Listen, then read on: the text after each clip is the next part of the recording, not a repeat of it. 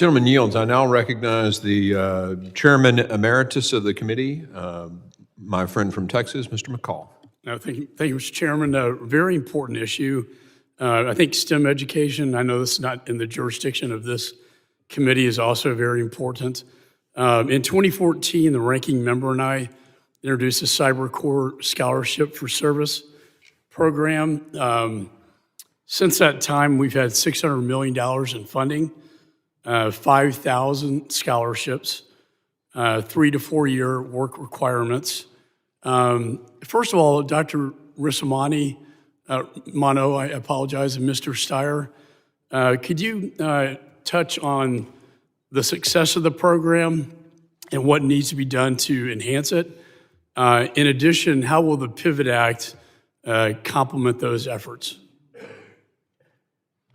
Well, thank you, Congressman McCaul, for that question. As I said in my opening remarks, I've had the opportunity to be part of Cyber Corps at two different universities and have seen the impact.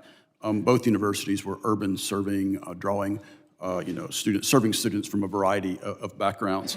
One of the real strengths of Cyber Corps is the internship component. The career fairs, the national career fairs in DC are a wonderful opportunity for students to network, to learn more about the various federal agencies where cybersecurity is, of course, a very important aspect. And so that internship opportunity has really been important. Now, in terms of improving that, I think more distribution of those types of affairs across the nation would be critically important. If you look at urban serving universities, many times students may be reluctant to leave their immediate geographic area.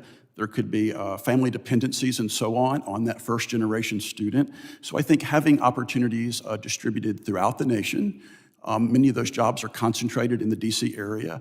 I believe that would be a great opportunity, and maybe working additionally with the private sector with regard to incentives to provide further distribution and penetration across the U.S. We heard about rural serving areas as well. So I think that could be an opportunity to further penetrate the great benefits of Cyber Corps across our nation. And Mr. Steyer?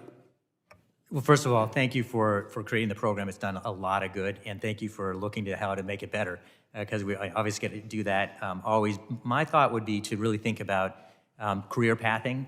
I think one of the real challenges is you may get entry talent coming in, but how do you retain them?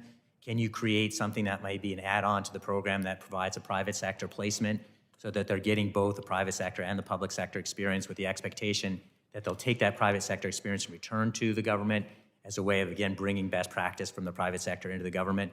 We need to see more of that flow back and forth, as I mentioned earlier. And I think if you think of this as a longer-term pathway, that will be very important. And then the last thing I would say to your back point, I think the Pivot Act is an improvement. We need to scale. We're talking about such a huge problem. If we don't scale, it's a good thing, but it's not meeting the need. Yeah, I think marking up and passing the Pivot Act will help, I think, complement the success of the Cyber Corps program. The role of the Guard, I visited my guardsmen at Camp Mabry in Austin, and they have tech jobs in the daytime, and they're weekend warriors in the cyber command, on the weekends. I see that as a great enhancement to our both federal workforce, but also with the state as well. My governor just created a Texas Cyber Command in San Antonio, where the Air Force has its cyber command. And I see that federal-state partnership really enhancing that, I think, is very helpful when the states get engaged in this and not just relying on the federal government. Do you have any thoughts on that? Well, I would say, once again, Cyber Corps and the Pivot Act, with that service component, is a great model. The question is, how do other entities adopt that model? And certainly, I think there's ample opportunity at the state and local levels to look at how the Cyber Corps project has been successful, and in turn, then adopt those best practices in their local areas, as well as the private sector. I think, Mr. Rossamat, you mentioned the role of veterans, too. I mean, they have a skill set that they may not be aware the private sector or state or federal service could enhance their careers beyond the military. And I think that's an area we need to enhance and look at as well.